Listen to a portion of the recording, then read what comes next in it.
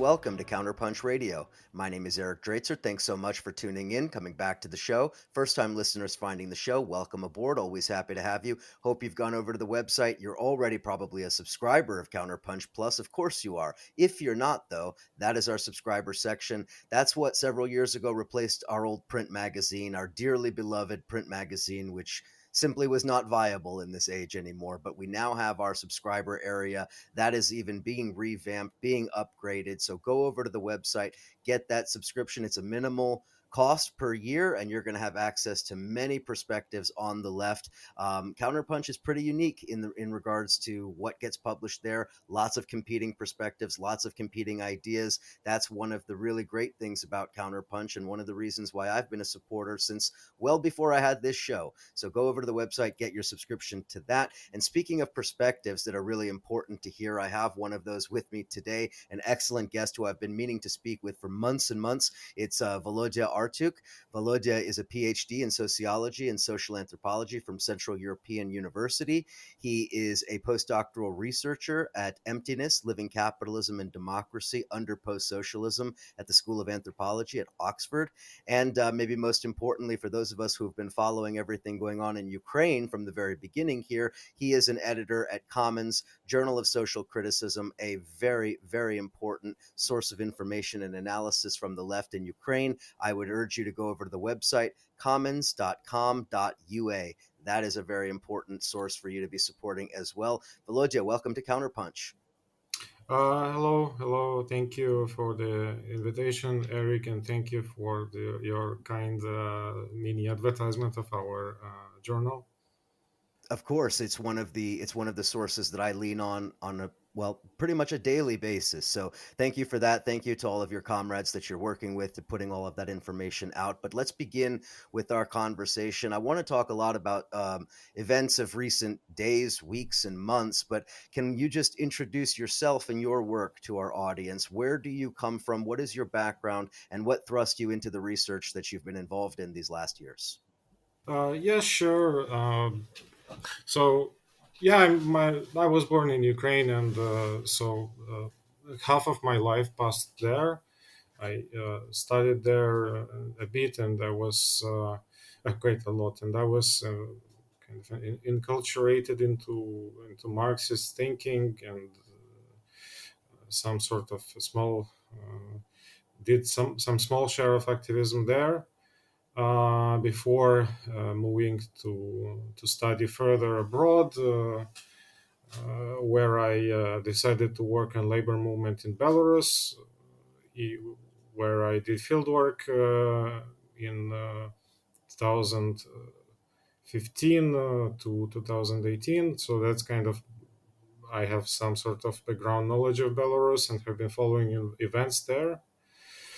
And then I got interested in broader issues in the industrialization and out migration that's been happening in many post-Soviet countries. It's like a generalized condition, and that's what our project Emptiness is dealing with.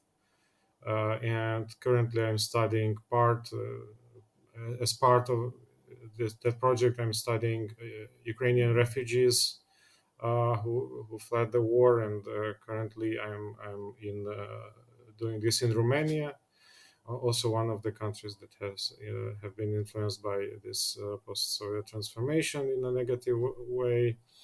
And apart from this, I also contribute to the debates about this war, the Russo-Ukrainian war, on the left. Although I have to admit that I'm not a military. I'm not a security or military scholar, but I think that it's vital for the left to develop a coherent and comprehensive and nuanced picture of what's happening there. I think that's what lacks. Yeah, and I hope I might help in this. since you have so much background in Belarus, and Belarus has been trending on Twitter this week with all sorts of news and rumors coming out of Belarus, I do want to talk about a lot of those questions. But let's just focus on the left and the Ukraine question for a second, if we could, since you mentioned it.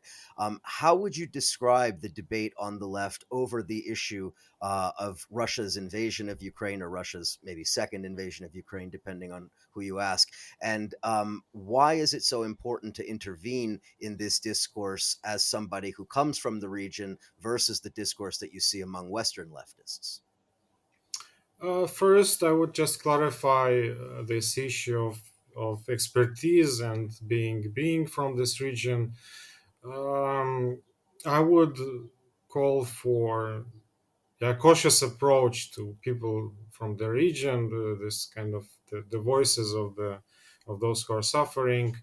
Uh, because why do we value them is because they have the first-hand experience and more often than not knowledge of details, but also they may be engaged on one side or the other in the ways that we on the left probably would find problematic. So that it's not it's less of a question of where the person comes from, but and more of the ability of this person to to comprehend and combine the developments, the details of the situation there. And it's of course it's not exclusive to people from Ukraine or from the area more broadly, but it so happens that our journal and the people from my circle have been following the events in Ukraine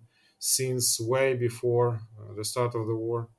We've been writing on the political economy of this country and the area. We've been writing about the war in Donbass and all the on the complexities of this conflict. So this is kind of this is our contribution is important in this respect that uh, we are not newbies in this. We have some expertise that have been also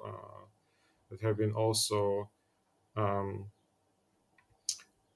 uh, checked by tried and checked in some practical activities and some sort of activism and organizing. Yeah, but coming back to your main question about the debate on the left. It's not been of an extremely high quality in general. I think that's the main issue. We since the beginning of the war we had two kind of two approaches, two tendencies. One is a top-down one when you like Noam Chomsky or David Harvey, we depart from the big picture, from the global disposition of power, and then try to locate this conflict in almost in a deductive manner, without knowing the background, without knowing the political and economic processes in this area. And that's been sort of a parallel plane that has dominated mostly the American left, to some extent the European left. On the other hand, we had more particularistic or even singularistic approach focused on individual stories, on particular political developments, on um, assessments of personalities in Ukrainian and Russian history that do not add up to a systematic theoretical analysis of the situation. So these two kind of bottom and top down approaches, they kind of can't find the middle ground somehow in a properly, as like if you take the classical Marxist texts like 18th Brumaire or what Gramsci's writings, they were in the middle ground. They were theoretically informed, of course, but they were also very deeply immersed into the situation on the ground. So we lack such sort of texts. They are very rare. We don't they don't not absent, but they are very rare. And I say it also as a sort of self-criticism. And what the lack of this middle ground, midterm and mid-level analysis gave us is this simplistic polarization on the left, where you have nowadays we have this kind of pro-peace movement in all sorts of ways. People who call themselves anti-militarists, who have this kind of who who are maximalists in a way that they want to stop the war now, and it's sometimes it feels like they have a magical switch that they can just turn this off and it will stop. And whoever doesn't want to stop it is imperialist, is a bad guy. Of course, it's extremely simplistic. It's just, I mean, if you read writings by Engels in the 19th century, who was very skilled in military issues. I mean, this is not how Marxists like treat war. It's just it's an autonomous process, and it can't be just stopped. But of course, we should all, of course, agree that military conflicts as such, are bad, and of course, they need. It's better if they didn't exist. On the other hand, we have a position that is focused only on Russia-Ukrainian conflict, only on this minutiae of offensives and counteroffensives, or of the delivery of weapons and the extent of the losses, and this blown up picture, this very detailed and fine-grained picture, leads people into um, ignoring the global effects that this conflict have, and these global effects go beyond the threat of Russian imperialism. It brings about all sorts of developments that are detrimental, such as militarization and abuse of power by the industrial military complex in the West, and so on. So these issues also should be traced and taken into account. It's a struggle, and it's kind of a hard work of theoretical work to uh, account for all of these processes. And I don't really see this happening somehow. What I see more is deafness on both sides, and the lack of platforms that would allow for such theoretical work. And places like CounterPunch, or at times even Jacobin, they allow for such work, but it still is. We are not there yet, and it's worrisome because this conflict is dramatic. It progresses very quickly, and we may be late at some moment. There's many ways that I could take the conversation to follow up on that, but from a theoretical perspective, one of the aspects of the debates that I've seen you engaged in quite a lot, and it's been fascinating to watch, is the issue among various academics and scholars, both from Eastern Europe and the post-Soviet space, but also internationally, and it centers around this question of quote unquote decolonization.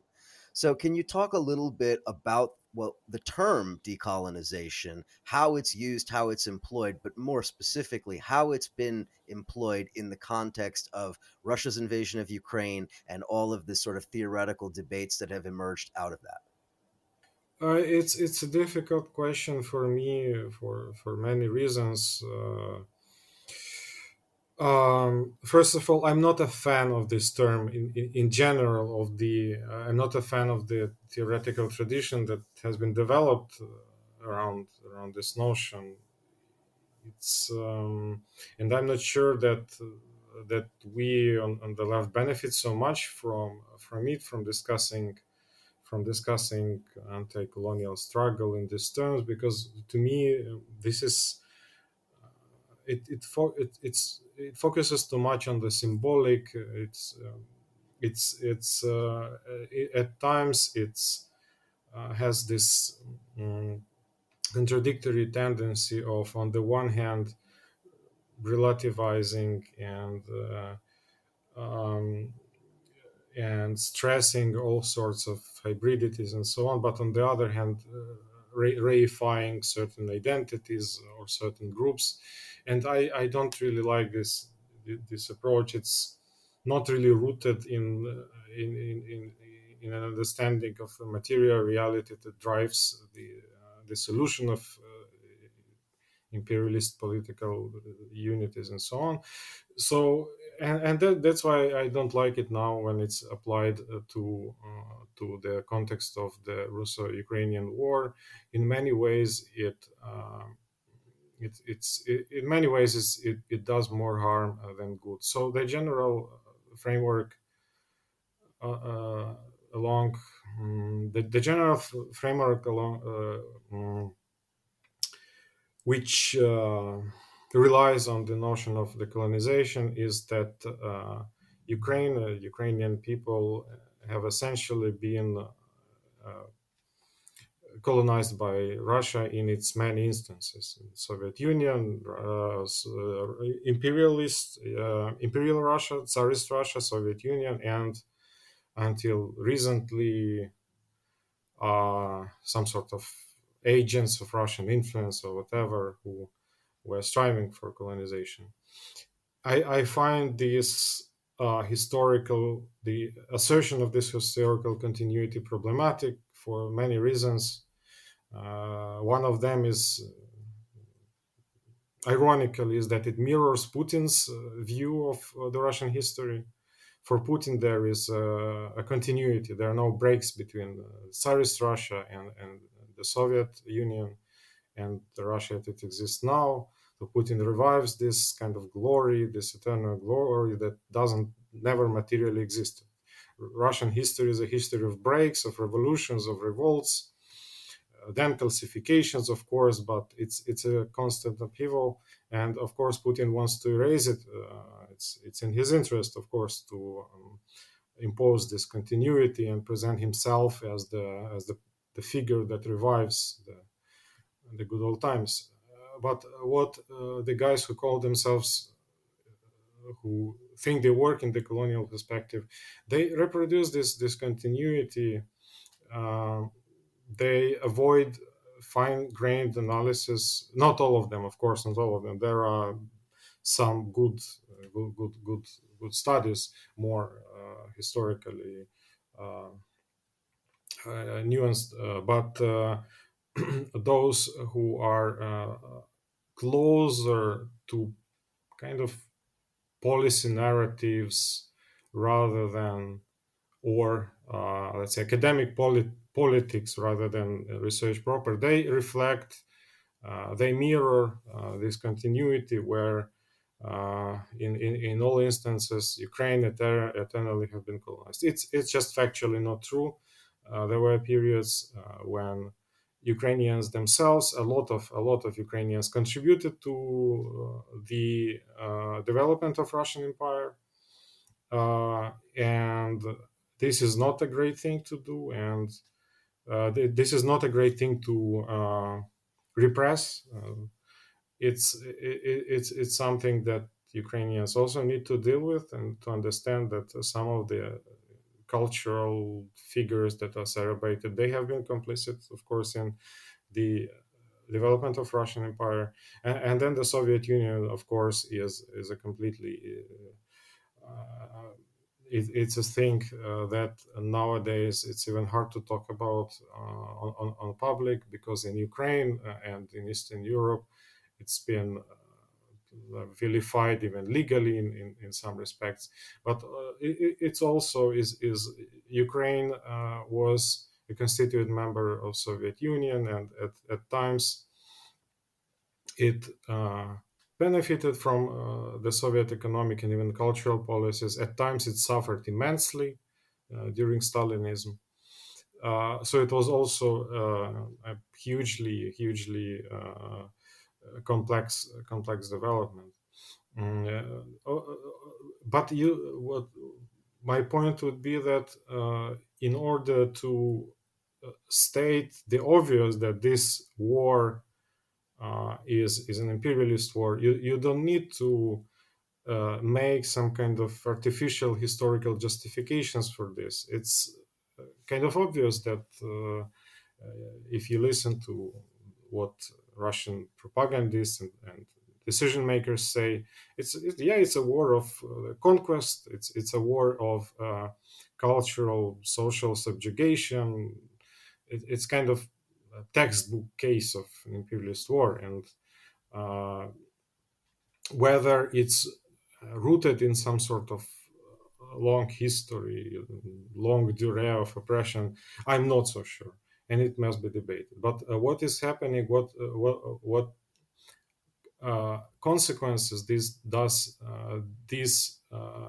ahistorical and reifying approach brings is destroying any possibility of solidarity among anti-war Russians and Ukrainians and representatives of uh, other polities and nations.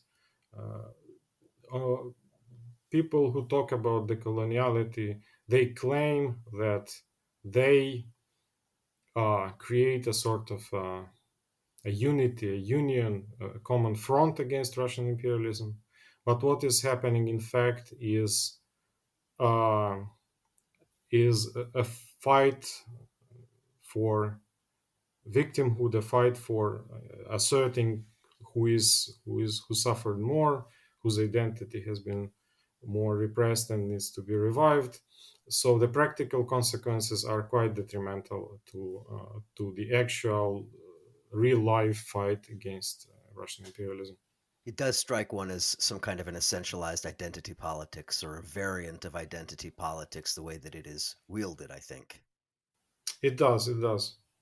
Now, the other aspect of this that really strikes me, and one that always jumps to my mind every time I read some of these debates about decolonization in the context of Eastern Europe and especially in the context of Ukraine, is the fact that despite whatever positive intentions and positive attributes the debate itself may have, I think lurking in the back of the mind is the ever present point that those in the West and in the Western ruling class and the strategic planners and so forth would love to weaponize this type of terminology, would love to use it in furtherance of their own strategic goals, whether that's NATO or whether that's the United States itself or what have you, right? Weaponizing the term decolonization in this debate is useful for them. So there is that other aspect to this where debating decolonization then also kind of leads you into debating, well, should we all just, support the collapse of Russia into 25 constituent parts and,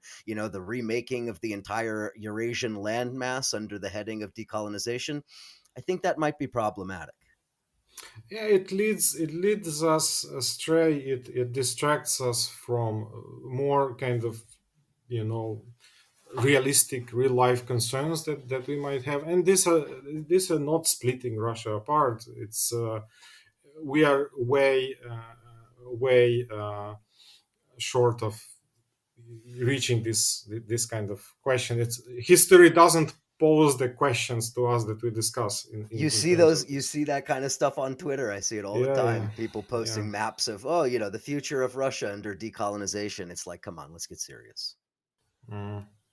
Yeah, unfortunately this exists. It's not, again, it's not to say that there is no such thing as some sort of chauvinistic attitude of some Russian intellectuals, even anti-war intellectuals and so on. But it's not some kind of genetic feature of any Russian, as it's sometimes portrayed even on the left. Definitely is not the case. Absolutely. And I want to just quickly before we take a break, I want to just ask you how the debate on this question exists within the Ukrainian left because, there's obviously competing perspectives even among the Ukrainian left. So, could you just sketch out a little bit the extent to which the decolonization debate is raging within the Ukrainian left? I wouldn't say it's raging. Um, I wouldn't say there is much of a heated debate in a way. It's to a large extent is muted. There are different approaches, but they don't really clash. I would say it's because the Ukrainian left has more burning concerns, and also because it's in a way difficult. Like tactically, it's probably not the wisest thing to do now to lead the debate into this symbolic domain. But there are approaches. On the one hand, is more radical approach, which is about splitting Russia into parts and tracing all sorts of the colonial epistemologies, like in this kind of in this intricate symbolic game of looking for influence of Russian imperialism everywhere in texts, in textbooks, in language, and so on. So some on the left they do pursue this path that is sometimes justified by references to Marxist classics, to Ukrainian Marxists that lived before the Stalinist purges in the 20s. The other wing, which is more pragmatic, which I belong to in a way, yeah, we don't just simply don't embrace this lens. We don't think that this is both tactically beneficial to us and theoretically robust, valid. Uh, but in general, it's a debate that I kind of have not with Ukrainian leftists. Let's put it this way.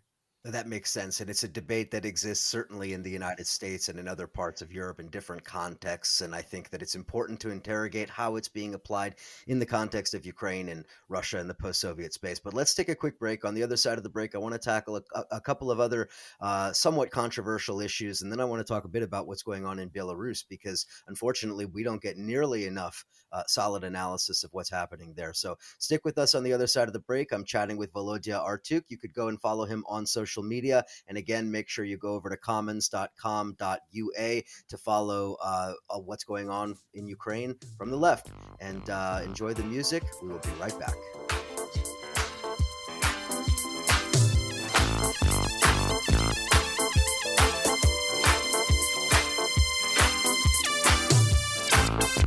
Yeah. Oh, yeah.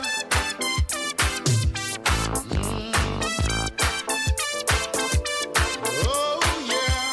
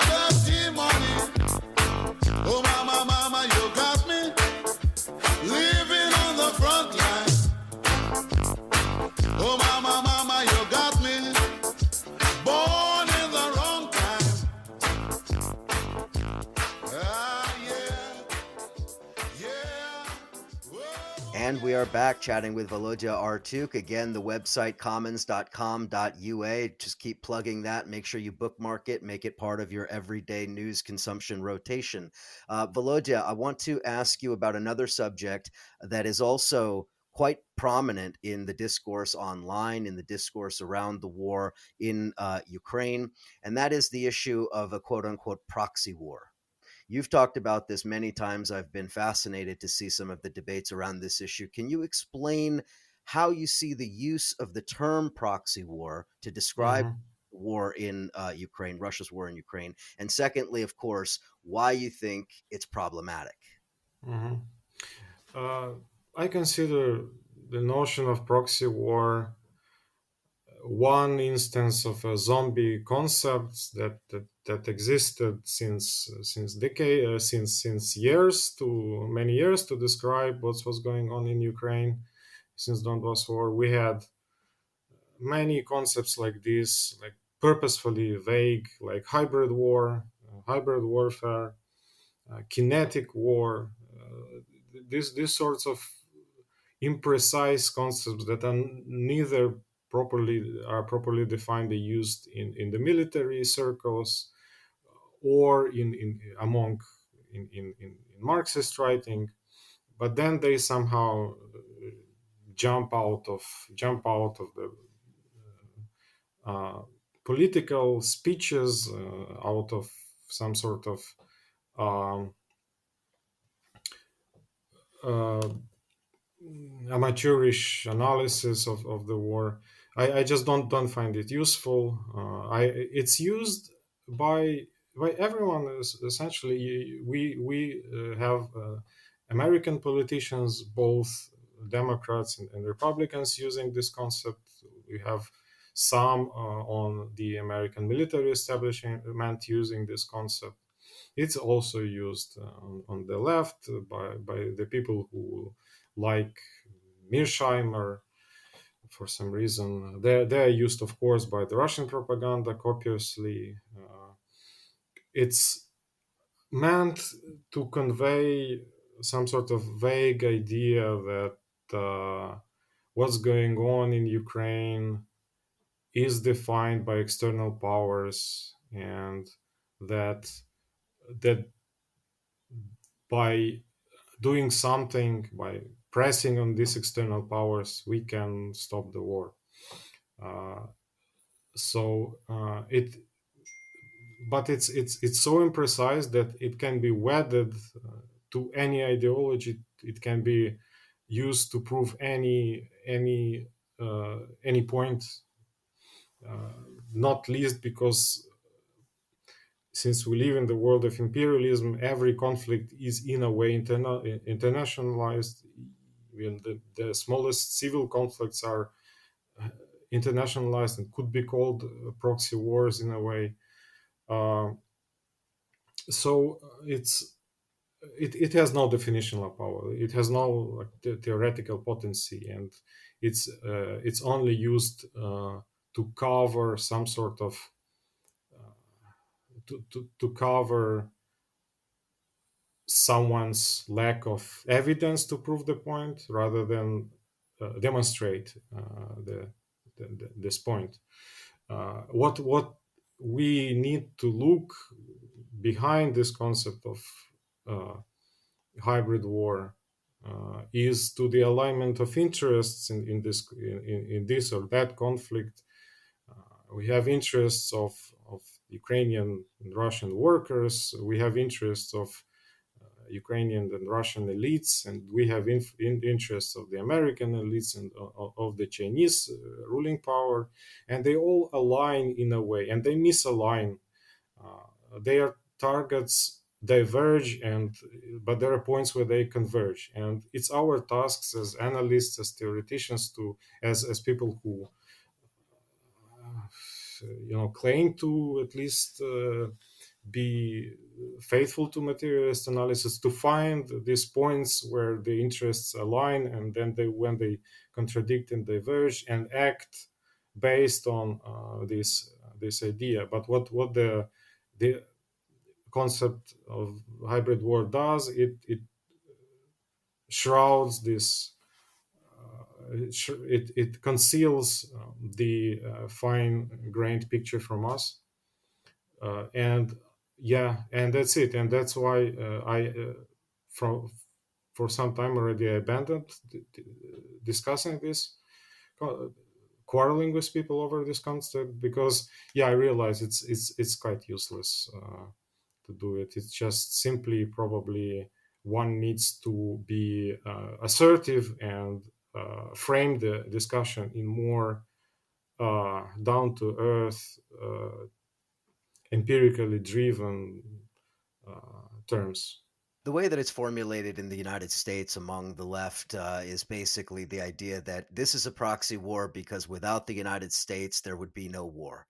This is a U.S. proxy war because without U.S. weapons and U.S. arm twisting, both arm twisting of European allies, arm twisting of Zelensky himself and other forces, without that, there would be no war. Therefore, this is a proxy war being driven by Russia and the United States. And if only we could pressure the U.S. government, that would end. That's quite literally the extent of the Yeah, yeah, I know, formulation. I know. This is this argument. It's quite simplistic.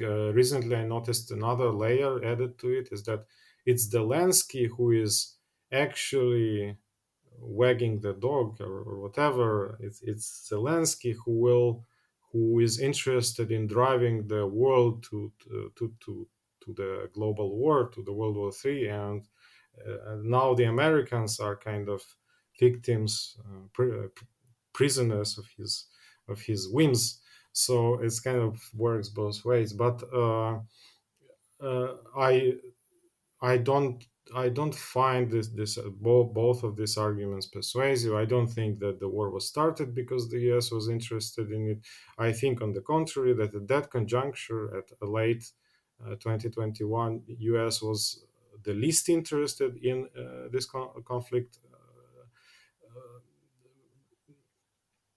appearing, bursting out. And I don't think that the US can single handedly stop this conflict. I don't think that if the US decides to stop the delivery of weapons, the conflict will end. Because, I mean, who was delivering weapons to the Iraqis all of these years, or to Afghans? Someone was, and someone will to Ukraine, because that's how the arms market works. There is demand, there is supply. It's just that the weapons, if the US doesn't deliver high tech weapons, someone will deliver low tech weapons, and this will lead to an even more bloody and protracted and ugly war. So I don't think that these are particularly humane arguments that some on the left have. I don't think they are about the value of life of Ukrainians. It's rather about fear, the fear, which is understandable. We are all afraid of a larger war between the U.S. And Russia breaking out. We are afraid of it. We are afraid of Russian nuclear blackmail. But there is no simple solution to this fear. There is no simple way to shield ourselves against it. And it's just we just need to face it, that this is the dangerous times we live in. And of course, capitalism is at fault, and whatever. But we can't stop capitalism, and we have it's a larger horizon than we can tackle with our forces and our resources. So yeah, in to put it briefly, I think that these simplistic explanations, uh, they lack in both empirical and theoretical grasp of reality, and they are used more internally for internal purposes, some kind of factional debates and so on, rather than for describing reality. One interesting thing I notice in discussions on the left about Ukraine is the way in which Zelensky becomes instrumentalized. Zelensky, as an individual and as a leader, becomes instrumentalized depending on people's perspectives. Either, either Zelensky is this global icon and face of resistance and all of that, as liberals will present him as, and or some sections of the left paint Zelensky as some kind of monomaniacal diabolical villain who is able to pull the strings of god only knows what, and somewhere in the middle I think we can find something more concrete for describing Zelensky. I mean, to me, and the way that I've always described Zelensky, is a fairly standard neoliberal politician who has kind of maneuvered his way into a position of power and has kind of played the different sides against each other to the extent possible. This was true in his rise from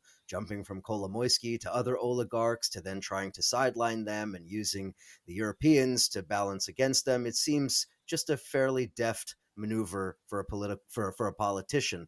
But I want to give you a chance to describe Zelensky from your perspective and some of the moves that he's made. Of course, the neoliberal quote unquote reforms, anti labor reforms, attacking trade unions and so forth, and aligning with the sort of neoliberal consensus in Europe. But can you explain Zelensky, some of these contradictory views that people have, and why you think that is? First of all, I think that you are right in your description of Zelensky. I think he's a kind of a homologue of Macron in Eastern Europe, or some other figures like Chaputova and some others.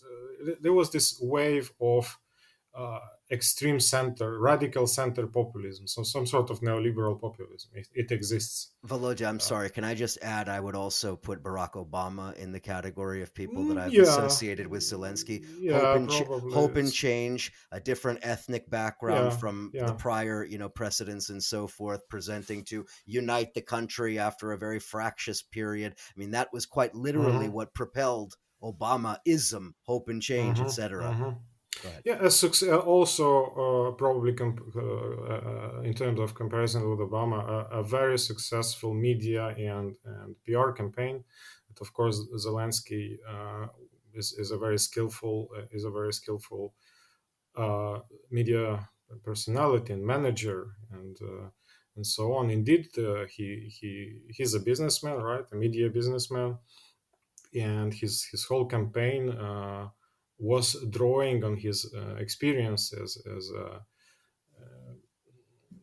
a this sort of media star, media businessman, part of the kind of international Eastern European sort of cultural business, yeah, cultural industry, and his campaign was he was explicitly neoliberal in his campaign. Initially, he won over most of Ukraine because he managed to breach this proverbial West-East divide because he was promising everything to everyone, and of course, with the development of his career, as every Ukrainian president, in fact, he had to balance between various factions of previous legacy political groups. And as every president, he was failing. And by the end of his career, his approval rating was falling dramatically. And the war raised him to the fact that he actually the fact that he managed to stay in Kiev, the fact that he managed to find right people to advise him, to put in important positions, it helped him to revive his image, and I think he's genuinely popular in Ukraine, even if you distrust the ratings, the polls. You would say that people do think he's a good, like, wartime manager. Mm.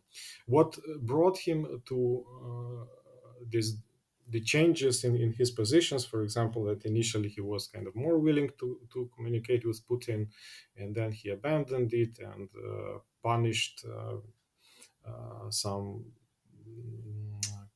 pro-Russian parties, or parties that are considered pro-Russian in Ukraine, and that attracted Putin's rage. It's still not clear to me why it happened.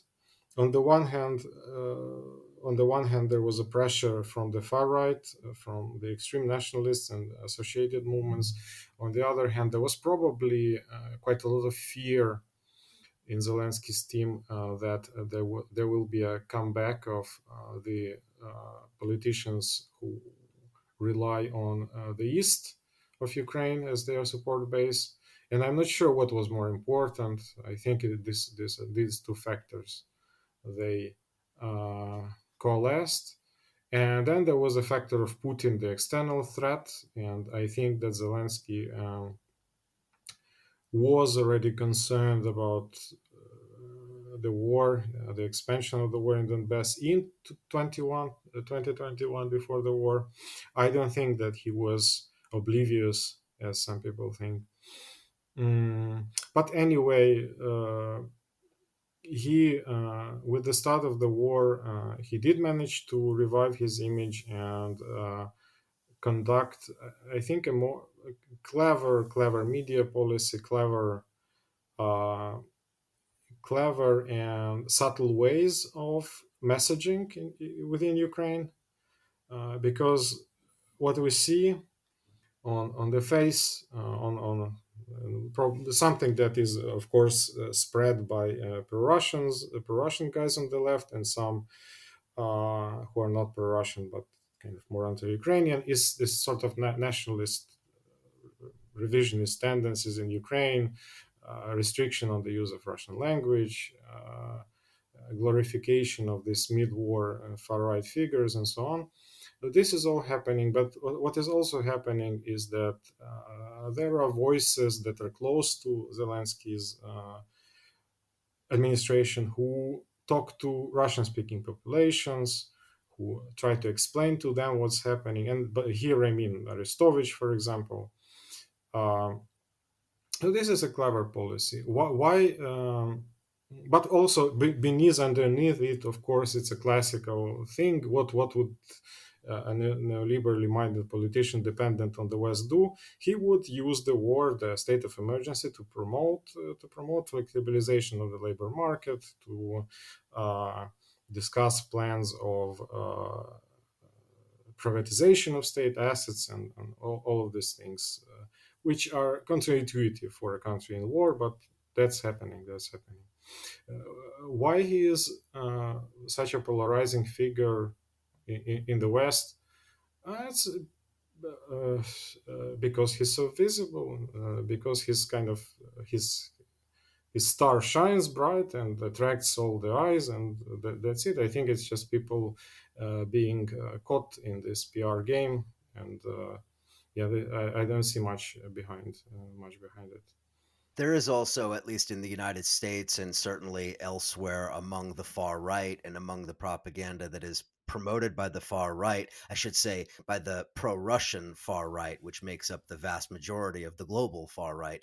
The pro Russian far right also uses a tremendous degree of anti Semitic tropes in characterizing Zelensky, right? Because, of course, the idea, protocols of the elders of Zion and others, of the Jew who pulls the strings behind the world powers to create the problems, right? So you do have the Russians seemingly weaponizing that element of it, and you actually see it all over the place. If you have the stomach to read far right propaganda in the United States context, that would be like Marjorie Taylor Greene, the QAnon types, the far right Trump element. They cast Zelensky in that way. And unfortunately, those elements of the left that often parallel some of those talking points maybe strip it of the anti Semitic content, but still promote much of the same narrative, which is, of course, I think quite ludicrous if you understand the actual balance of forces globally and where Zelensky fits in the global architecture.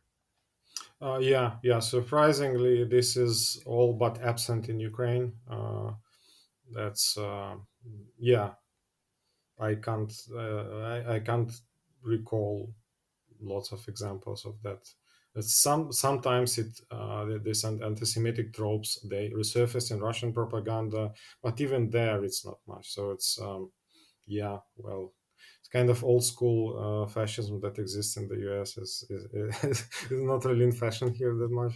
Yeah, it's the fascist worldview that is embedded in what we might call the conspiracy theory Mm-hmm. ecosystem. Those that Mm-hmm. consume what the conspiracy media ecosystem online, they absorb these tropes, and whether they call it the New World Order or the Illuminati or any other formulation of that, protocols of the Elders of Zion sort of concept, it ultimately always kind of ends with the very basic kind of anti-Semitic concept. Mm-hmm.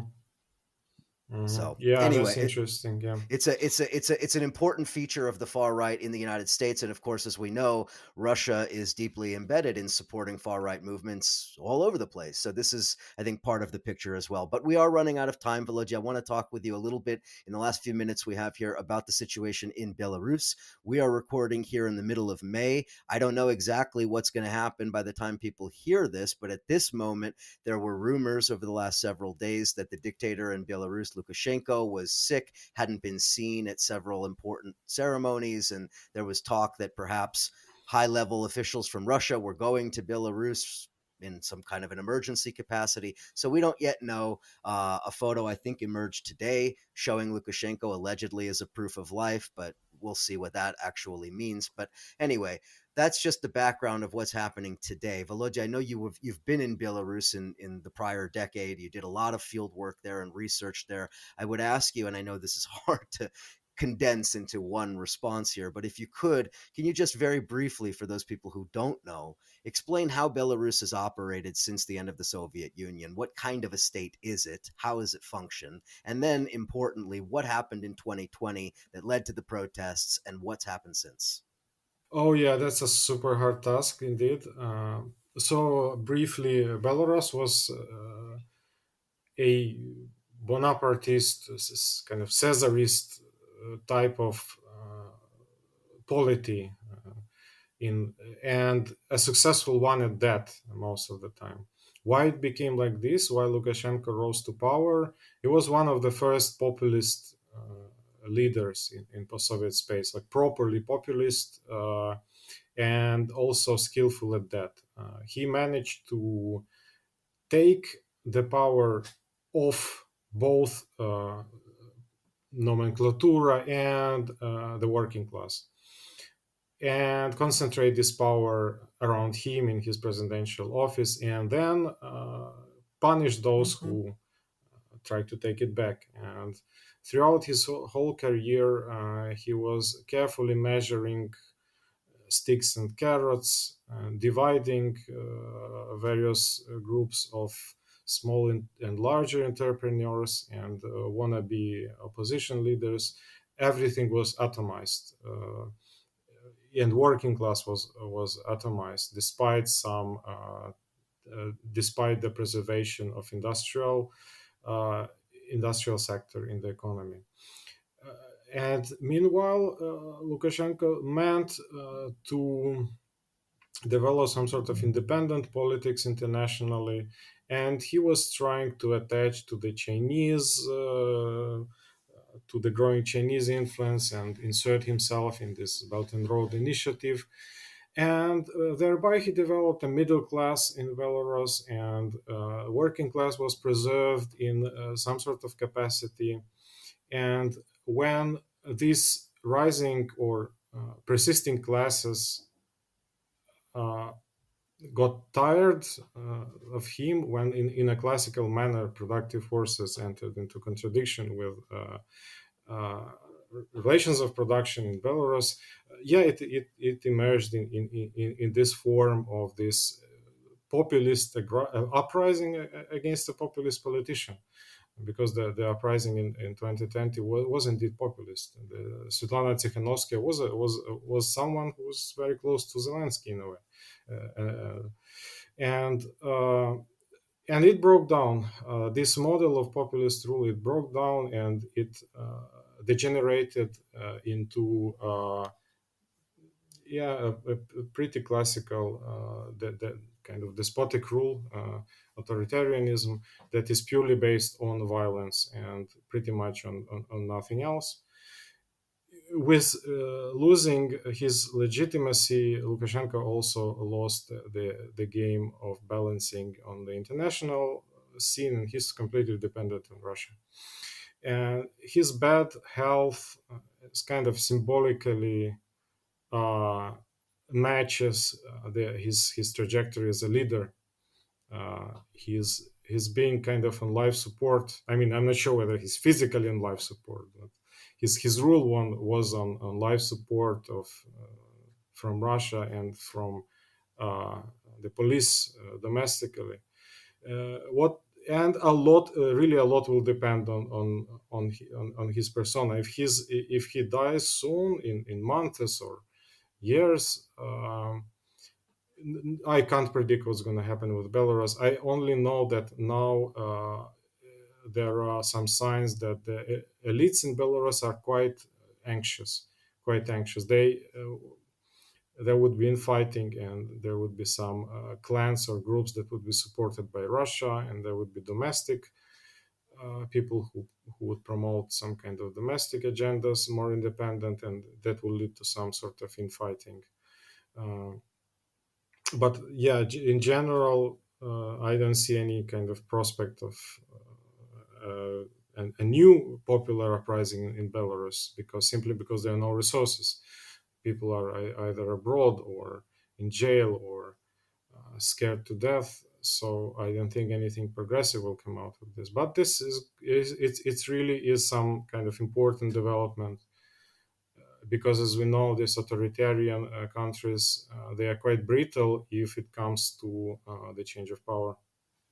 And with respect to Belarus, I mean, you mentioned the opposition. In the reading that I've done, I guess you could say the opposition really breaks down into different categories. There's certainly the internationally well-known opposition, which is led now from, I think, Lithuania in exile, if I'm not mistaken.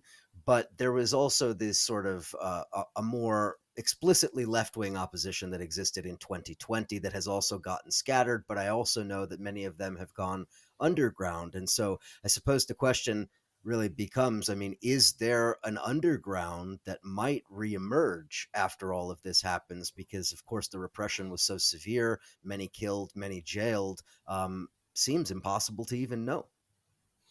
I don't think they are under. I mean, it's they are as atomized as the left. I mean, the Belarusian left is as atomized as the rest of the population. I know that there are some groups of people who gather and read Marx. There are some who left, who are in exile, and there are some who produce some sort of videos and so on. But they never had a mobilizing capacity to that extent, and I don't think there will be a sort of a power to. A considerable power in case of disturbances. It's not their time at all. Uh, there are there are probably some individuals or small groups in Belarus that have been engaged in sabotage or some sort of violent activities, but that they showed no signs of life as of recent months. So it's hard to say what's happening underground in Belarus. And the public left in Belarus is basically tokenized, much like the so-called communists of Russia. I mean, do they even represent an actual left, or are they just reactionary chauvinists There under are the two, banner? importantly, there are two communist parties in Belarus. One was in the opposition to Lukashenko party, the original communist party, and the other one was a token, really a token movement, not representing anything. This opposition, the Communist Party, which is in opposition, is not banned yet. Maybe will be banned soon, but they, of course, have toned down significantly their criticism. They are they are keeping low profile. They are probably they are doing some kind of purely symbolic acts, not explicitly directed against Lukashenko. But I am not sure how much power they have. I don't think they also have they also not something to reckon with. One of the issues that people forget about when they talk about the war in Ukraine is the fact that 6 weeks before or 8 weeks before the Russians invaded in February of 2022, the Russians sent a military expedition into Kazakhstan to intervene in an uprising there and to prop up a friendly government under, well, Nazarbayev and then Tokayev. And so the question would be, what's the likelihood that the Russians militarily intervene in Belarus if the situation gets chaotic? Do you see that on the horizon if Putin feels the need to sort of shore up that flank? It seems like a tremendous liability for Russia in its war in Ukraine if its partner in Belarus is in chaos. So, what do you No, think? that definitely they will do it, and I think they are preparing grounds for it. For this, they are. I'm sure they are recruiting local military officials. They are establishing horizontal ties with them, with the security agency KGB in Belarus. I'm sure they're trying to establish these ties, and I'm sure that Lukashenko is working against it. And since we see that his power is shrinking, that Russians will step up the efforts to recruit local elites, and they would also, of course, they would hope that they would not have to resort to violence in Belarus. But in case it's necessary, yeah, well, I'm sure they would do it. It will be some sort of, another special operation. But I'm not. I really am not sure to what extent Belarusian army or some parts of special services, secret services, will be opposing this. So it's really hard to predict. But yeah, but I'm pretty sure. I mean, I don't know, but I'm pretty sure that if I was Putin, I would already be working very hard with local politicians, with local military and secret services. I think we can assume that's happening, and I guess we will wait and see in the coming weeks. Volodia Artiukh has been my guest today. He is the one of the editors at Commons, a journal of social criticism. The website commons.com.ua. Follow the work there. Follow Volodia on social media. Volodia, thank you so much for coming to Counterpunch and talking with us today. Really appreciate your analysis. Thank you for the invitation. It was a pleasure. Listeners, viewers, thank you as always, and we appreciate the support. We'll talk to you again next time.